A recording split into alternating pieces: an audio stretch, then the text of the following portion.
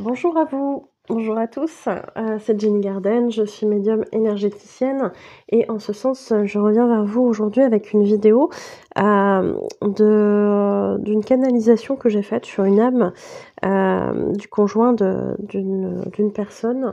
Je vous en parle dans une vidéo, alors je sais pas dans quel sens je vais les diffuser, je vais essayer de les diffuser au moins sur la même semaine, mais je sais pas si je mettrai ce message-là avant ou l'autre message avant. Donc ici, pour vous situer le contexte, c'est une personne qui est venue vers moi, qui m'a demandé, une canalisation de l'âme de son conjoint parce qu'il y avait, certaines problématiques dans leur couple et elle voulait avoir, des réponses de pourquoi ça se passe comme ça, qu'est-ce qui se passe et cetera. Et l'âme, de son conjoint lui a répondu. Donc ça fait écho avec le message, de l'âme de cette jeune femme qui pensait être, justement avec cette personne, en parcours FJ et qui apprend, que ça n'est pas le cas. Donc je voulais vous diffuser ce message parce que je trouve que c'est très intéressant, dans le sens où, malheureusement, il y a aussi beaucoup de personnes, qui pensent être en parcours FJ alors qu'en fait, elles sont juste avec une personne toxique et ça arrive. C'est pas forcément évident à accepter, mais ça arrive et je voulais vous montrer, en fait, par cette canalisation que, la personne, même si elle a pu se comporter de manière, pas forcément simple, pas évidente et c'était douloureux, et bien, n'est pas forcément quelqu'un de noir ou et cetera, mais son âme vient aussi, faire travailler, cette autre personne. Donc ça n'est en aucun cas une justification pour des mauvais comportements. Nous sommes bien d'accord avec ça. Mais en tout cas, spirituellement parlant, ça explique pourquoi on en arrive à certaines choses un petit peu, compliquées parfois. Donc je vais vous lire, les questions et les réponses. Hem et puis, je remercie cette personne et l'âme de la personne qui a répondu, pour avoir accepté que je diffuse, ce message, dans le but, là aussi de vous aider. Alors, question numéro 1, que désires-tu au fond de toi en amour? L'âme de la personne répond: j'aimerais sincèrement pouvoir ressentir et vivre un amour tendre et profond. Quelque chose qui puisse durer toute une vie, mais j'ai l'impression de ne pas en avoir la capacité émotionnelle. Et cela est compliqué à accepter pour moi. J'ai l'impression d'être punie. Donc là, on a, un souhait, mais on a aussi, un passif qui fait que, on se rend compte que c'est pas possible d'accéder à ces souhaits-là. Il y a plein de choses, hein, qui expliquent certainement ça, mais encore une fois, ça n'est pas une excuse pour des mauvais comportements. Question numéro 2, as-tu réellement de l'amour pour moi? La personne répond: je ressens une forme d'amour pour toi, oui, mais mes blocages émotionnels, mes blessures d'enfance, m'empêchent de ressentir cet amour aussi fort que je le voudrais, pour moi et pour toi. Donc on conscientise, hein, ici, que les blessures vécues, effectivement, peuvent avoir un impact sur le côté émotionnel, d'une personne et des relations qu'elle voudrait avoir avec les autres. Donc là, c'est pas forcément simple, c'est pas forcément évident, mais à partir du moment où on réalise ce genre de choses et qu'on accepte et qu'on veut travailler sur soi et qu'on le fait, il y a des choses qui évoluent, hein. Forcément, ça n'est pas une fatalité. Mais encore faut-il en prendre conscience, ce qui est déjà le premier pas vers la guérison, et ensuite faire ce travail de guérison qui peut prendre parfois des années et des années. Alors, question numéro 3, qu'attends-tu de moi? La personne répond: plus de compréhension, même si je sais que tu l'es déjà beaucoup avec moi, bien plus que je ne le suis. Tu m'apportes déjà tellement, je ne vois pas ce que je pourrais te demander de plus. Tu fais tout ce que tu peux, mais quelque chose, une partie de moi, attend quelque chose d'inaccessible et n'est jamais satisfaite. C'est très frustrant. J'ai un idéal en tête qui n'est accessible pour personne humainement. Je dois lâcher cela, pour mon bonheur et pour notre bonheur ensemble, mais je n'y arrive pas. J'ai l'impression de vouloir l'impossible, mais surtout quelque chose que je n'ai pas vu ni ressenti dans mon enfance, ni même dans mes histoires passées. Je ne sais pas pourquoi je m'y accroche autant. C'est inconscient, un peu comme un modèle idéal. Donc effectivement, ici, cette âme évoque le fait que l'autre fait tout ce qu'elle peut pour lui, pour que cette relation fonctionne, mais que ça fonctionne pas pour autant, puisque de son côté, il y a tellement de choses qui sont là, qui l'ont blessé, etc. dans le passé, que du coup, c'est très compliqué d'accéder à cet idéal qui s'est mis en tête, parce qu'il y a probablement eu un modèle de parents qui n'était pas perçu comme une histoire idéale, amoureuse, etc. Où ça a été peut-être compliqué. Après, j'ai pas de détails, je sais pas. Mais en tout cas, on ressent qu'il y a une frustration, que c'est quelque chose qu'il n'a jamais perçu. Et peut-être un petit peu comme dans un film, un film de Noël. Vous savez, où tout se passe bien, voilà. Peut-être qu'il idéalise les choses un petit peu comme ça. Bon, c'est pour rire, c'est un exemple, mais quelque chose qui n'est pas présent dans la vraie vie, en fait. Et il le dit, j'attends ça, mais c'est pas possible, c'est possible pour personne. Donc c'est voué à l'échec. Donc il y a peut-être un petit peu d'auto-sabotage un petit peu là-dedans, forcément. Donc bon, c'est pas la faute de l'autre qui fait ce qu'il peut, mais il est conscient en tout cas qu'il y a des sabotages, des auto-sabotages de sa part, qui font que, effectivement, il n'arrive pas à être heureux dans cette relation. Et du coup, ça se reporte sur sa conjointe. Et on va le voir avec cette question numéro 4. Pourquoi es-tu toujours en colère après moi et que tu me prends pour un défouloir? Donc ici, la personne répond: inconsciemment, j'aimerais être ce que tu es. Tu es rayonnante et joyeuse, et je n'arrive pas à être ainsi réellement. Alors, au départ, cette personne m'a demandé une canalisation. Elle m'a pas précisé le lien qu'elle pensait qu'il y avait entre les deux, mais j'ai senti qu'il y avait peut-être une histoire de flamme jumelle là-dedans. Et en fait, quand je canalise le message, je ressens pas la même chose que je ressens d'habitude quand je fais des canalisations de flammes jumelles. Il y a un truc qui colle pas, il y a un truc qui va pas avec cet esprit des flammes jumelles, et je sens qu'il y a un truc qui est pas clair. Et je sais pas pourquoi, mais j'écris, j'entends le message, j'écris, etc. Je pose des questions, je pose les questions que la personne m'a données à poser, je vais pas plus loin, je me connecte à l'âme et je pose les questions, et après je laisse venir ce message libre. Et puis bon, parfois l'âme décide qu'on fait dans un autre sens, mais bon, peu importe, ça c'est un détail.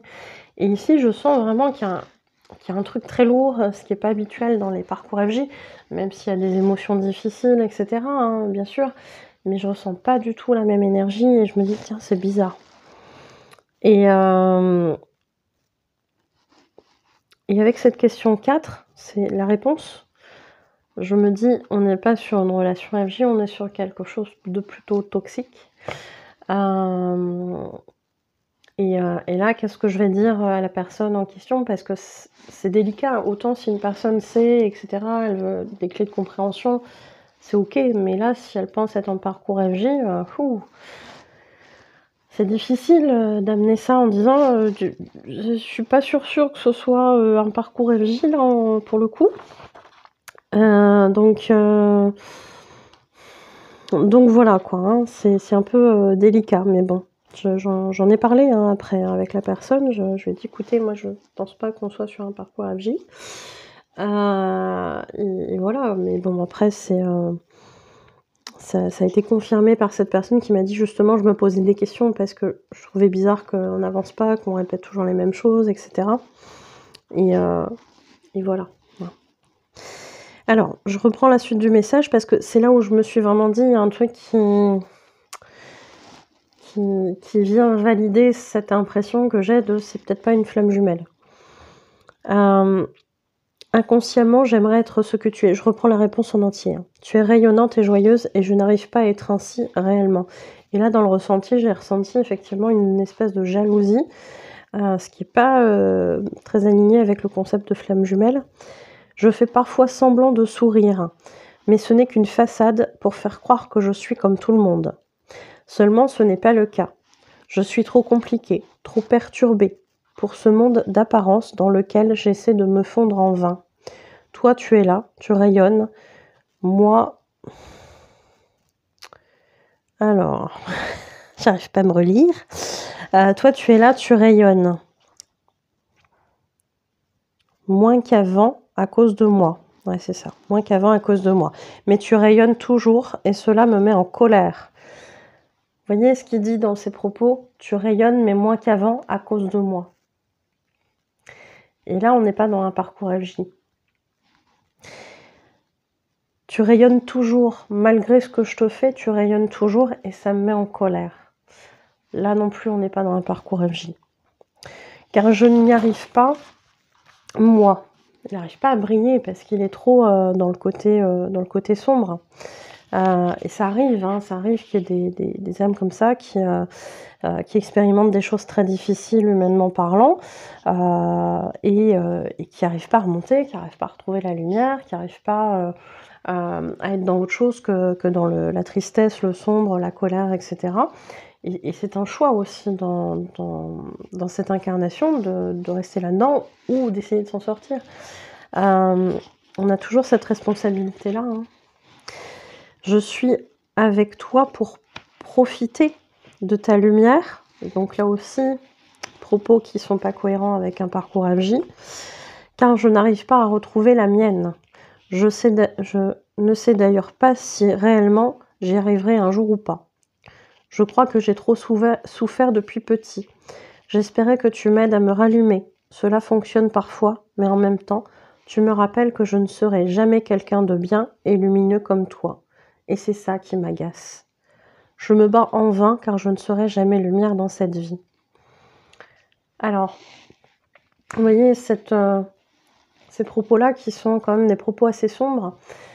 Autant dans les premières questions, on pourrait avoir ce doute, FJ, pas FJ, ça pourrait être un peu le runner qui n'arrive pas trop à gérer ses émotions, etc., qui n'arrive pas à être heureux et compagnie, qui met son masque. Vous voyez, ça pourrait passer sur quelqu'un qui n'est pas expérimenté sur le concept FJ, ça pourrait passer un petit peu comme ça. Et en fait, non. Ici, on voit qu'il profite de la lumière de l'autre, il essaye de s'en nourrir. L'autre, forcément, étant empathique, hein, parce que c'est forcément toujours le cas, va essayer de se raccrocher, enfin de tirer l'autre vers le haut, et en fait va finir par tomber avec lui à un moment donné. Sauf qu'on s'en rend pas compte tout de suite quand on est dans ce type de relation-là. Et en tout cas pas au début. Et c'est là où c'est intéressant de savoir faire cette différence-là et de repérer ces choses-là. On voit ici que cette âme qui est pas forcément très lumineuse, et ça arrive sur les parcours de vie, hein, pas parcours FJ, mais parcours de vie, qui est ce genre d'âme autour de nous, qui vont nous faire aussi avancer, comprendre des choses, etc. Donc elles ont aussi leur utilité, et elles évoluent aussi dans ce sens-là où, par le biais d'autres rencontres avec des personnes qui vont être beaucoup plus dans la lumière, comme sa conjointe, qui vont pouvoir avoir cette chance de pouvoir aussi évoluer. Mais ça reste également ici un choix. Et si la personne ne fait pas une démarche envers ce choix d'aller mieux, cette aide qu'on lui amène, qui est lumineuse, ne lui apportera rien. Si un petit coup de lumière, un coup de temps en temps, ça va le soulager, mais ça va pas solutionner le problème. Donc on s'apporte encore une fois mutuellement des choses, hein, et je pense qu'ils se sont rencontrés effectivement pour s'aider, sauf que lui n'a pas saisi cette opportunité d'évoluer vers la lumière. Et ça reste un choix. Mais derrière, il le vit pas bien dans la matière, hein, effectivement. Hein. Donc c'est dur, bien sûr que c'est dur. Mais c'est compliqué. J'espérais que tu m'aides à me rallumer. Voyez. Mais en voyant cette personne lumineuse qui est sa conjointe, derrière, qu'est-ce qu'il dit? mais en fait, je serai jamais comme elle. Et là, il y a de la jalousie, il y a de l'envie, ce qui est pas très lumineux. Alors, je dis pas que ça peut pas arriver, hein, chez les êtres humains, mais on sent que derrière, il y a ce côté: «Mais moi, je ne serai jamais comme ça» et du coup, c'est pas juste. Sauf qu'il a sa responsabilité aussi, de rester là-dedans ou pas. Et ça, il l'oublie. Ou il en a pas conscience. Donc voilà. Ici, on a le message libre.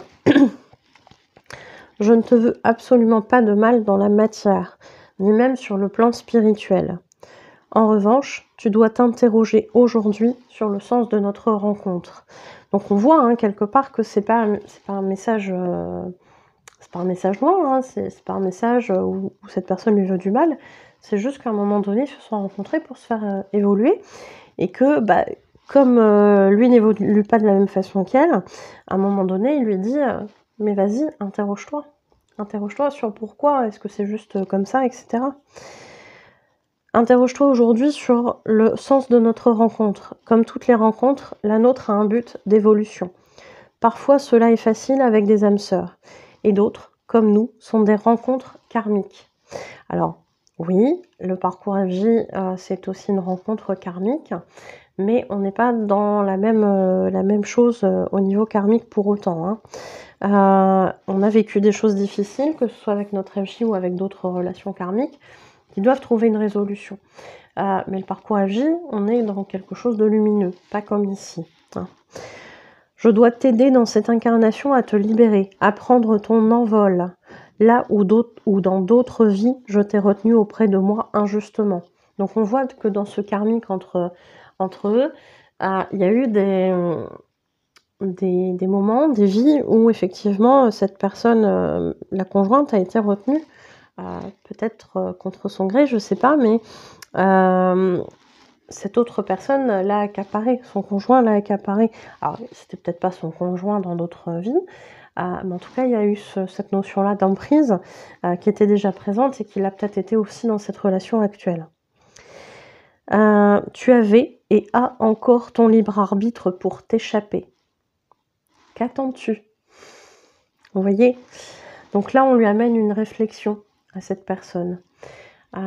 Et c'est en ce sens où je dis que cette âme-là, elle n'est pas forcément hyper lumineuse, mais dans le sens de faire évoluer, elle lui amène une piste de guérison, d'échappatoire aussi par rapport à cette relation qui n'est bonne ni pour l'une ni pour l'autre, au sens où aujourd'hui ils ont fini de s'apporter ce qu'ils devaient s'apporter puisque lui n'a pas fait ce choix d'évoluer dans le bon sens.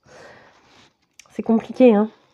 Ma méthode n'est peut-être pas la meilleure, mais elle a été plus douce au début. Donc c'est-à-dire qu'il lui a fait vivre des choses plus douces au départ, et que finalement elle s'est accrochée aussi avec peut-être ce syndrome du sauveur, peut-être avec cette idée qu'il était sa flamme jumelle et qu'elle devait l'aider, etc., à avancer. Et finalement, elle s'est accrochée à un concept qui, du coup, n'était pas adapté à leur relation à eux. Et maintenant, il est obligé d'augmenter le volume pour me dire, mais en fait, là, tu vois ce que je te fais vivre, est-ce que c'est ça que tu as envie de vivre, en fait? Alors, comme tu t'es maintenu dans cette décision de rester encore avec moi, cette fois-ci, j'emploie la méthode désagréable pour t'obliger à te rendre compte de ta valeur. Cela peine mon âme, mais elle sait qu'elle mettra les moyens à ma disposition pour te montrer ta valeur et ainsi t'aider à t'échapper de cette relation qui te bouscule un peu trop.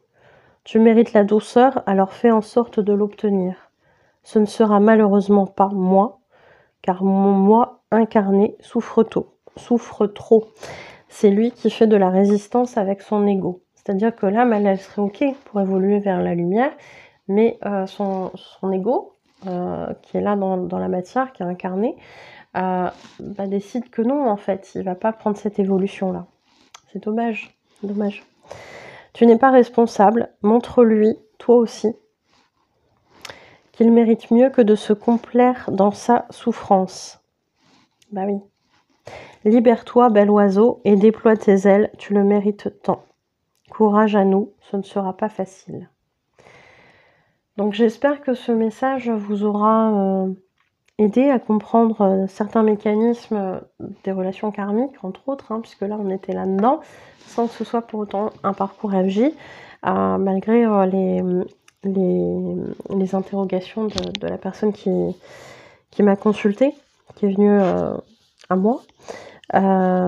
Et je trouvais important de vous montrer que, bah, effectivement, c'est pas parce qu'on est avec une personne qui parfois, est perverse narcissique, manipulateur et cetera, qu'on va forcément avoir une âme qui est noire. Cette âme-là, oui, visiblement, elle n'arrive pas à se défaire de cette noirceur qu'elle a peut-être déjà connue dans d'autres vies et de manière encore plus importante.